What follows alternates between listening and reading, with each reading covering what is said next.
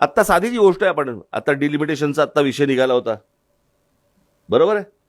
आणि मग तो नेला कुठे की महिला आरक्षणाला बघा सगळ्यांनी कसा विरोध केला. महिला आरक्षण तर 2023 साली झालंय. 33% महिलांना आरक्षण द्यायचं हे बिल पास झालेलं आहे 23 सालीच. आता महिला आरक्षण आलं कुठून? परंतु ते ज्या पद्धतीने यायला पाहिजे होतं, वर्तमानपत्रातनं चॅनलमधनं एकदा आलं, दुसऱ्यांदा आलं.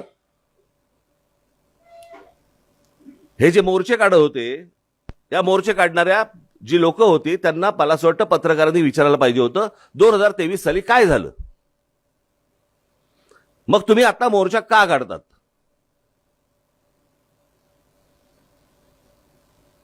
त्यांना कोणीच प्रश्न विचारणार नाहीत, त्यांना आपले सोडून देणार. आणि मग ज्या वेळेला हे अनेक पत्रकार परिषदा मी ज्यावेळेला मी तुम्ही अनेकदा घेत पण नाही हल्ली, हे असं असं म्हणाले, तुम्हाला काय वाटतं? तुझं बोल ना तू. ते काय म्हणाले ह्याची तुला काय घेणे? एवढंच सांगितलं जातं चॅनलवरती, हे काय बोलले बघा, आणि मग ह्याच्यावर ते काय बोलले बघा, आणि रात्री संध्याकाळी भिडवून टाका. अख्खा दिवस गेला की झालं आमचं काम. ते तरी काय करणार? मला असं वाटतं की पत्रकारिता आज मी काय संपली बिंपली ह्या मताचा मी नाहीये, ती संपणार पण नाही कधी.